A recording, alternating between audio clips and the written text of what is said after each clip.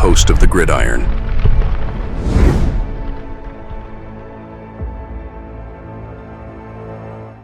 Get somebody else into the offensive line, right? Really. Now, unfortunately, Fry's here. I'm going to talk about, I think it was his tibia he broke last year. He only played like 5 or 6 games last year for the Colts. But the guy's obviously projected to get possibly a 57, roughly guesstimation of roughly a $57 million contract. He's played 4 years. But the thing is, again, he's a 7th round pick. He's a guard, right? So if you're not going to sign GVR, right, you have Runyon, who hopefully comes back and he'll be healthy. You get one of these really good guards, right? It can only help your offensive line. But let's see here. Giants could land projected $57 million free agent to fill a vital need. While the main objective for the Giants this offseason is to figure out the quarterback position, getting as much help for said quarterback is on the list as well. Beefing up the offensive line should be something General Manager Joe Schoen focuses on during free agency if he hopes to keep his job beyond the 2025 season. Among the top players available is Indianapolis Colts guard Wolf Fries, who is coming off a fractured tibia. They claimed the majority of his 2024 season. As Zoltan Buday, I guess a Pro Football Focus, listed the potential landing spots for the top offensive lineman set to hit the market, the Giants were the only team he listed for Fries. So Fries has steadily improved over his 4 years in Indianapolis. I'm going to share my screen in just a second. I'll show you his grades. Each year they've gotten a little bit better. Last year, really in a small sample size, he really graded out really well last year. Fries has steadily improved over his 4 years in Indianapolis, earning a higher PFF overall grade each year. Though an injury cut his 2024 season short, he showed significant progress early on. Over the first 5 weeks, his 86.9 PFF overall grade would have ranked 3rd among guards if he had played enough snaps to qualify, while his 84.9 PFF run blocking grade was among the best at the position, Buday wrote. Fries took over as the starting right guard for the Colts halfway through the 2022 season and held the role up until his injury in Week 5 of the 2024 campaign. The former 7th round pick is projected to land a 4-year, $57.3 million deal in free agency. He was a 7th round pick. You don't need to draft somebody in the 1st round to be good, right? That seems a little steep, but the offensive line market could be robust this offseason.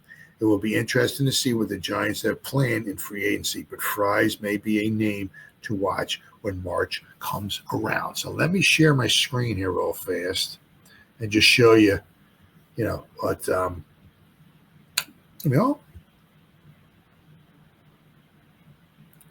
there we go. Okay. All right. So let me zoom in a little bit here. Right, but if you'll see here, right? 7th round, he was pick number 250 in the draft. 7th round, almost the last pick in the frickin' draft at Penn State. He's a guard, 6'6", 305 pounds. Right now, if you look, last year he only played in the first 5 games against Jacksonville. That's when he broke his tibia.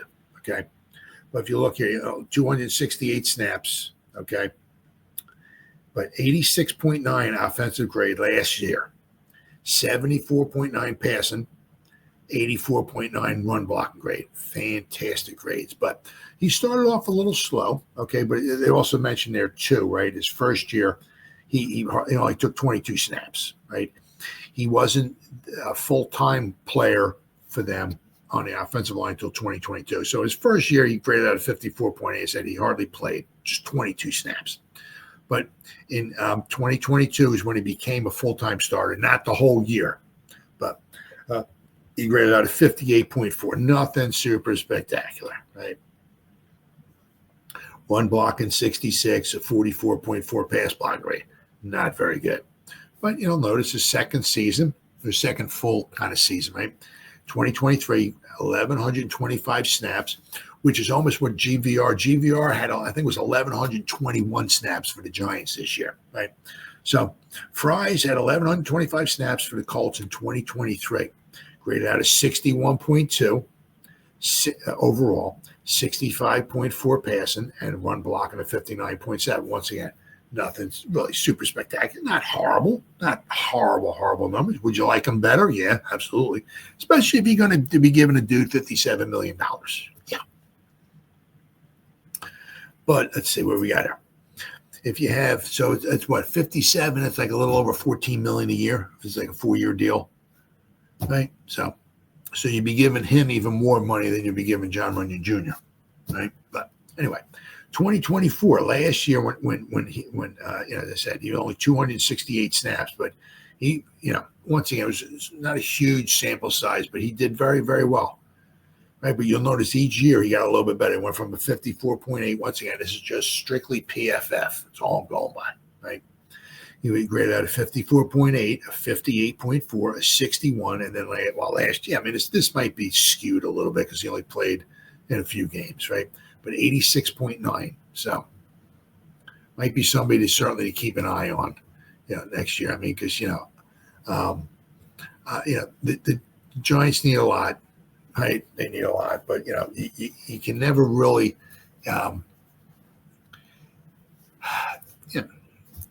me, obviously you don't want to go out and draft 3 tackles. You wouldn't even want to draft 2 tackles, right? But if you can add talent, to the offensive line, go for it. And if you wind up causing where there's, competition, that brings out the best in everybody. And then of course there's always injuries. Right? Just because you got guys starting there at the beginning of the season, obviously with the Giants, doesn't mean they're going to finish the season there because, as we saw, guys constantly get hurt.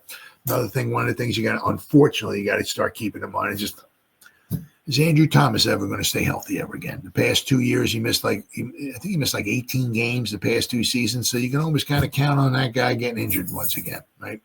So if you can add to the offensive line, that would be huge.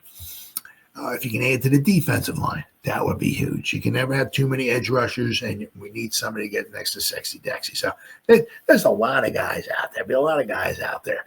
Now, the Giants don't have a ton of salary cap space, but they certainly, without question, have some money to spend. They can certainly bring in a nice $14 million a year guy, a guard. We'll have to wait and see which way they go. But one thing is, everything always starts in the trenches, right? Everything always starts in the trenches. If you can control the trenches, you can control the line of scrimmage, you give yourself a chance, right? So, all right, guys, been 1 hour and 44 minutes. Whoever spent any time listening to me live, thank you. Vinny G-Man, good talking to you, brother. Thanks for hanging in there with me.